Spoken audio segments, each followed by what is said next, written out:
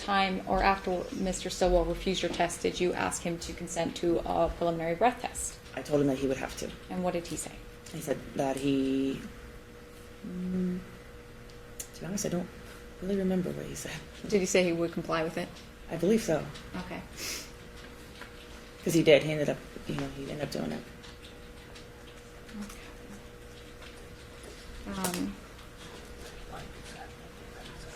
Course indulgence, Judge. Sure.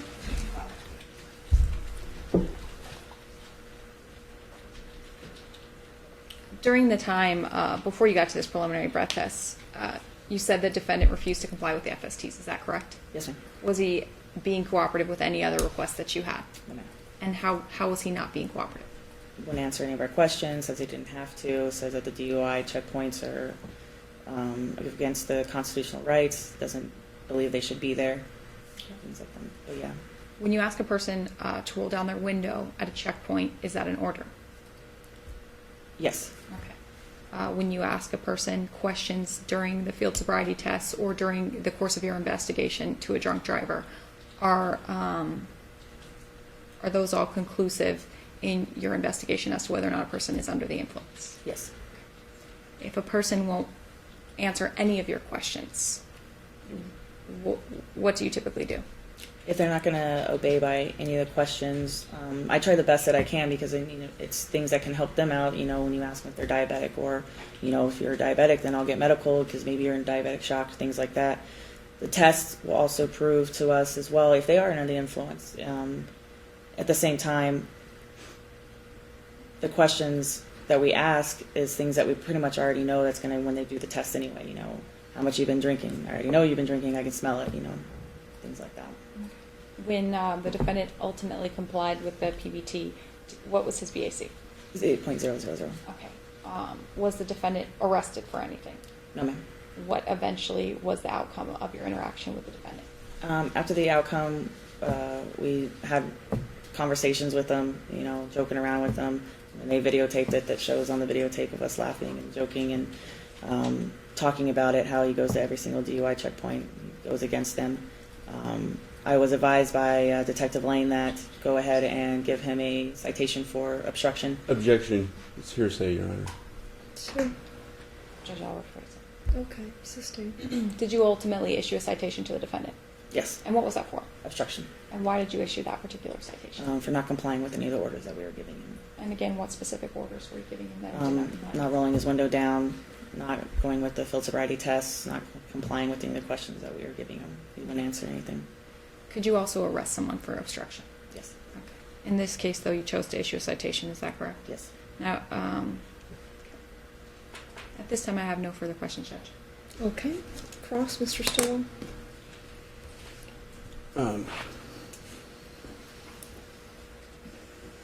Was this your first DUI checkpoint? Yep.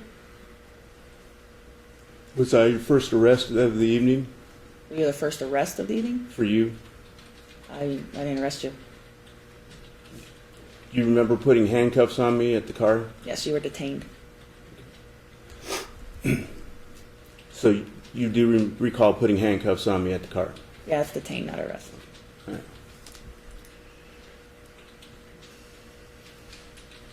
Were you the officer that was in touch with dispatch, calling in? Yes.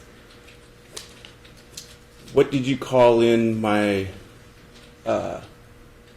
incident, I guess, as? Do you call in an incident type, say traffic stop or bank robbery or whatever? Do you don't have a call sign or anything?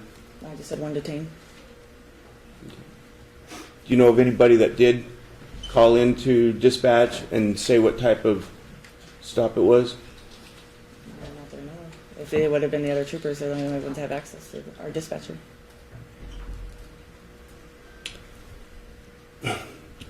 I was led across the street in handcuffs to the DUI checkpoint location. Yes.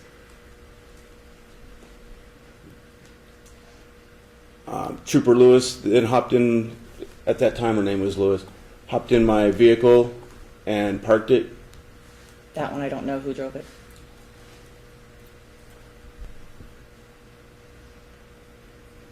Did you witness me did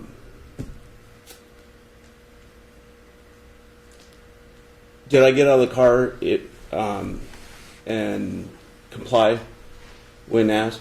Yes. You said that rolling down the window was an order.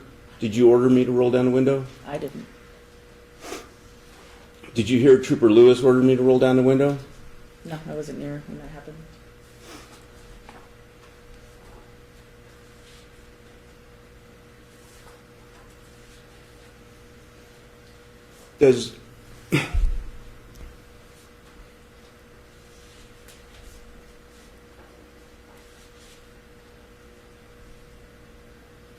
Does a order have to be backed by a law to be a lawful order? Was an order. Say that again. I'm sorry. I did that wrong, Judge. Sorry.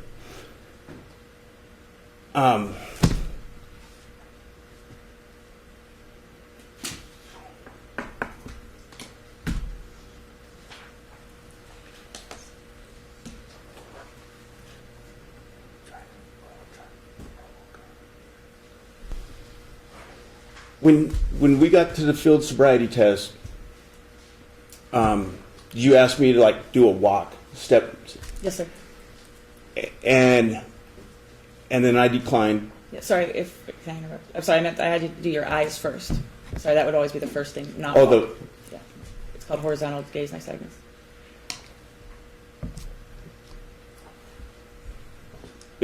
Okay, so we were over there with the test.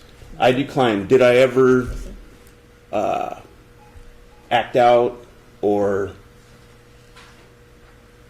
be argumentative or raise my voice or? No, sir.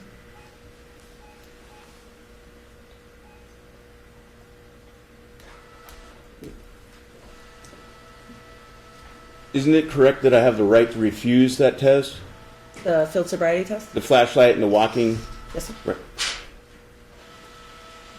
Do you recall explaining implied consent to me? To be honest, I don't know. I don't remember.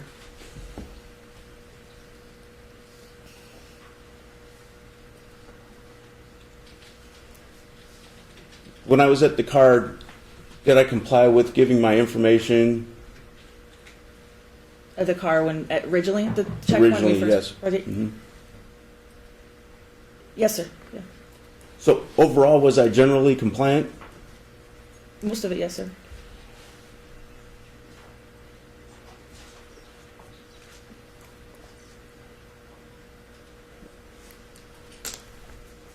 Is it true I have the right to remain silent? Yes, sir. Is it true I don't have to answer any questions? With that I'm aware, no, sir. You don't have to answer yes. You're correct. Yes, sir.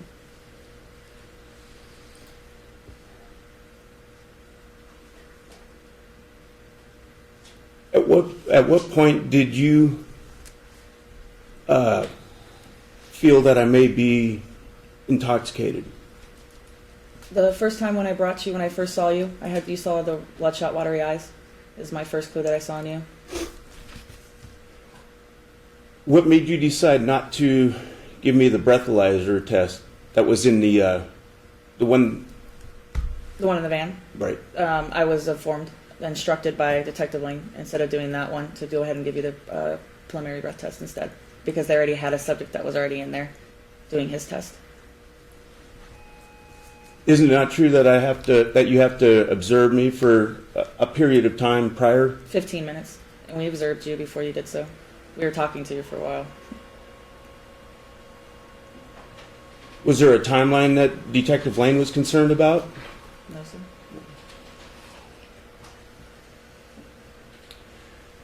Did you give me the option of a blood test? No, sir. Is that an option? It is an option if you were arrested, but you weren't arrested. So you gave me a preliminary breath test. Yes, sir. Is that admissible in court? No, sir. Is that required? A preliminary breath test? Right. It's not required, but if you won't do one on scene, then you have to do one at the jail, which is our jail was the van.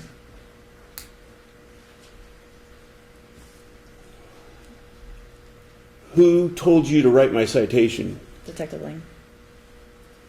Did he tell you the probable cause behind the citation? I'm just going to object as to hearsay. Sustained.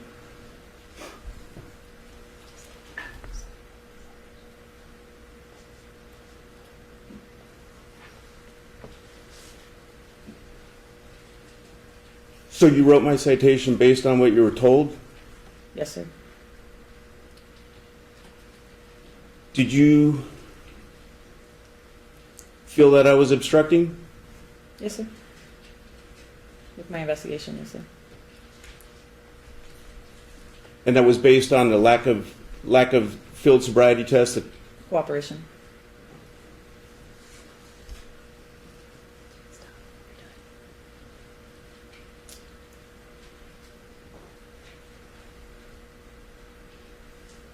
That's all. Okay. Redirect. Just a couple questions, Judge. The defendant asked you if you wrote the citation based on what you were told, correct? Sorry, it was what I was instructed to do so. Okay. Would you ever write a citation for something you did not observe yourself? Oh, no, no, ma'am. Okay. So when you wrote this citation, was it also based on your own observations? Yes, ma'am. And can you again tell the court what specific observations led you to write a citation for obstruction? Obstruction, it started off with not rolling down your window, not cooperating with any of our investigation to just make sure that if he's not under influence, then he can go. By not complying with the field sobriety test, by not wanting to answer any questions as well, just prolonging this investigation longer than it should have been. Okay. Before you write citations at checkpoints, do you usually ask your detective whether or not you should do so? No, ma'am. Okay. That was my first checkpoint. This was your first checkpoint. So because it was your first checkpoint, were you being overly cautious in what you may do? Yes, ma'am. Okay. Is that why you spoke to Detective Lang before you issued a citation? No, ma'am. He came over.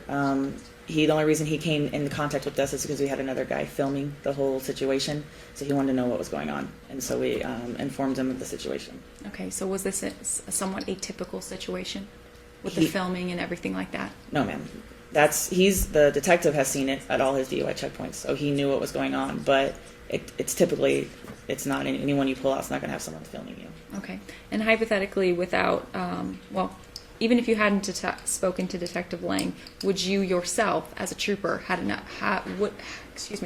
had enough probable cause to write a citation for obstruction? Absolutely. No further questions, Judge. Okay. Trooper, you testify that it's not against the law to not answer questions. Yes, sir. You testified that it's not against the law to refuse the field sobriety test. You testified that you did not see me refuse or not roll my window down farther. I didn't know. I didn't see you. You didn't see the window. Oh, I saw the window, but I didn't see you do it. The interaction. I didn't see the interaction with you and Trooper Lewis. I saw the window where it wasn't rolled down when they pulled you out. It was only about 3 inches down.